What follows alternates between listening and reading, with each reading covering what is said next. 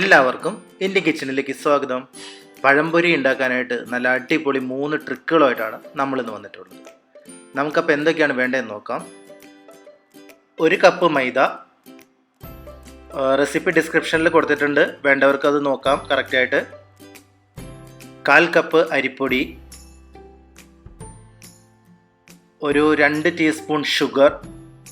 പഞ്ചസാര നിങ്ങൾക്ക് മധുരം കൂടുതൽ വേണമെങ്കിൽ കൂടുതൽ ഇടാം കേട്ടോ, പക്ഷേ പഴത്തിൻ്റെ മധുരം ഉള്ളതുകൊണ്ട് നമുക്ക് അധികം മധുരം ഇടേണ്ട ആവശ്യമില്ല.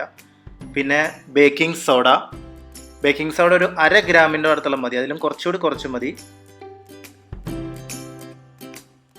അടുത്തത് നമുക്ക് കളർ കിട്ടാൻ വേണ്ടിയിട്ട് ഒരു നുള്ള് മഞ്ഞൾപ്പൊടി, ഇത് നിർബന്ധമില്ല, വേണമെങ്കിൽ മാത്രം ചേർത്താൽ മതി. പിന്നെ ഒരു അല്പം സോൾട്ട്. ഈ ഉപ്പിടുന്നത് നമ്മളെ വെള്ളം ചേർത്ത് മിക്സ് ചെയ്ത് കഴിയുമ്പോൾ maximum carbon dioxide, baking soda വഴി മാക്സിമം കാർബൺ ഡൈ ഓക്സൈഡ് ഉണ്ടാവാൻ വേണ്ടിയിട്ടാണ്. നമുക്കിതൊരു ബീറ്റർ എന്തെങ്കിലും വെച്ചിട്ട് നന്നായിട്ട് മിക്സ് ചെയ്യാം, കാരണം ആ ഡ്രൈ ഇൻഗ്രീഡിയൻസ് നന്നായിട്ട് മിക്സ് ആവണം. അതിനുശേഷം നമ്മൾ ഇതിനകത്തേക്ക് ആവശ്യത്തിന് വെള്ളം ചേർത്ത് കൊടുക്കും. അപ്പോൾ ക്രിസ്പി പഴംപൊരി ഉണ്ടാക്കാനുള്ള ട്രിക്ക് നമ്പർ 1 പഠിച്ചല്ലോ. ഒരല്പം ബേക്കിംഗ് സോഡയും ഒരിത്തിരി സോൾട്ടും കൂടി ഇട്ട് കഴിയുമ്പോൾ ക്രിസ്പി ആവും. ഇനി ഇതാണ് രണ്ടാമത്തെ, ഐസ് ക്യൂബ്സ്.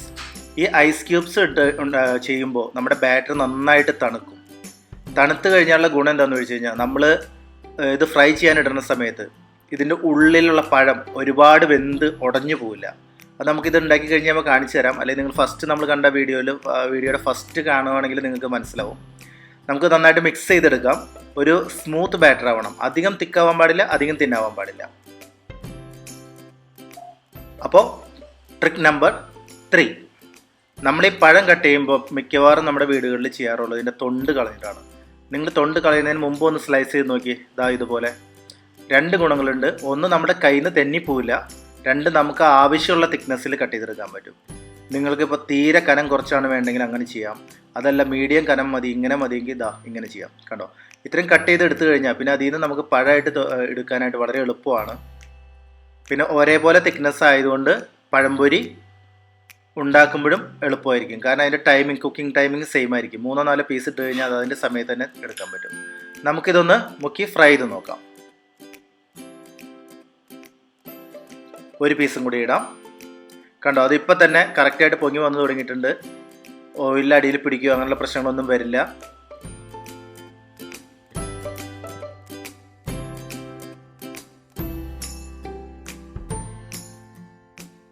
അപ്പോൾ സബ്സ്ക്രൈബ് ചെയ്യാത്ത കൂട്ടുകാരൊക്കെ വേഗം സബ്സ്ക്രൈബ് ചെയ്യുക. നമ്മൾ നല്ല റെസിപ്പീസായിട്ട് വീണ്ടും വരും. നിങ്ങളിപ്പോൾ ഇത് കണ്ടിട്ട് പോയി കുറച്ച് കഴിയുമ്പോൾ ഒരു ആവശ്യം വരുമ്പോൾ ഒന്ന് നോക്കാം എന്നുണ്ടാവുമ്പോൾ അത് ചിലപ്പോൾ നിങ്ങളുടെ ടൈം ലൈനിൽ ഉണ്ടാവണമെന്നില്ല. അപ്പോൾ സബ്സ്ക്രൈബ് ചെയ്ത് ആ ബെൽ നോട്ടിഫിക്കേഷൻ ഒന്ന് ക്ലിക്ക് ചെയ്തിട്ട് കഴിഞ്ഞാൽ ആവശ്യത്തിന് നമ്മുടെ ചാനലിൽ വന്ന് സെർച്ച് ചെയ്ത് നോക്കാം. നമ്മളിൽ ഒരുപാട് റെസിപ്പീസ് ഉണ്ട്. നമ്മുടെ പഴംപൊരി റെഡി ആയിട്ടുണ്ട്. നമുക്കിത് ഓരോന്നും എടുത്തിട്ട് ഒരു ടിഷ്യൂ പേപ്പറിൽ വെച്ചിങ്ങനെ പ്ലേറ്റിലേക്കോ ഏതെങ്കിലും മാറ്റാം. ഇതിൻ്റെ അടുത്ത ഗുണം എന്ന് പറയുന്നത് അധികം ഓയിൽ കുടിക്കില്ല. സാധാരണ പഴംപൊരിയുടെ ഉള്ളിൽ നമ്മൾ കാണാറില്ലേ, സോഗിയായിട്ട് ഒരുപാട് ഓയിൽ ഉള്ളിൽ കയറി പോകുന്നത്, അങ്ങനെ ഒരു സംഭവം ഉണ്ടാവില്ല. കാരണം ഇതിൻ്റെ കോട്ടിങ് നല്ല ഫേം ആയിരിക്കും, അതുകൊണ്ട് നന്നായിട്ട് കിട്ടും. മാത്രമല്ല നല്ല ക്രിസ്പി ആയിരിക്കും. കേട്ടോ, ഇത് നമ്മളിങ്ങനെ എടുത്തു വയ്ക്കുമ്പോൾ ഒടിഞ്ഞ് മടങ്ങി പോവോ അല്ലെങ്കിൽ തളർന്ന് കിടക്കുക അങ്ങനെയൊന്നും ഉണ്ടാവില്ല. നല്ല ക്രിസ്പി പഴംപൊരി ആയിരിക്കും ഇതിൻ്റെ റിസൾട്ട്. നമുക്കിനി ഇത് എടുത്ത് വെച്ചിട്ട് ആ പ്ലേറ്റിൽ ഓയിൽ എത്ര വരുന്നുണ്ടെന്നൊന്ന് നോക്കാം.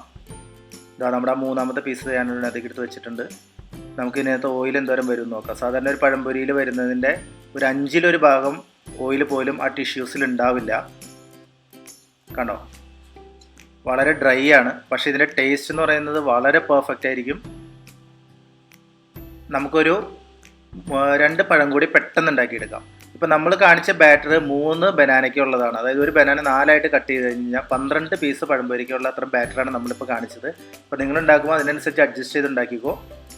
റെസിപ്പി അഗെയിൻ താഴെ ഡിസ്ക്രിപ്ഷനിൽ കറക്റ്റായിട്ട് കൊടുത്തിട്ടുണ്ട്, അതൊന്ന് നോക്കിക്കോളൂ. പിന്നെ ഈ ഓയിൽ ഫ്രൈ ചെയ്യുമ്പോൾ എപ്പോഴും ഒരു മീഡിയം ഹൈ ഫ്ലെയിമിൽ വേണം ചെയ്യാനായിട്ട്. നിങ്ങൾക്കത് അറിയാൻ പാടില്ലെന്ന് ഞാൻ വിചാരിക്കുന്നു, പക്ഷേ ഒന്നുകൂടി ഓർപ്പിച്ചതേ ഉള്ളൂ, ഒരു മീഡിയം ഹൈ ഫ്ലെയിമിൽ വേണം ചെയ്യാനായിട്ട്. അപ്പോൾ നമ്മുടെ പഴംപൊരി റെഡിയാണ്. എല്ലാവരും ഉണ്ടാക്കി നോക്കുമെന്ന് പ്രതീക്ഷിക്കുന്നു. അപ്പോൾ thank you for your time. Happy cooking.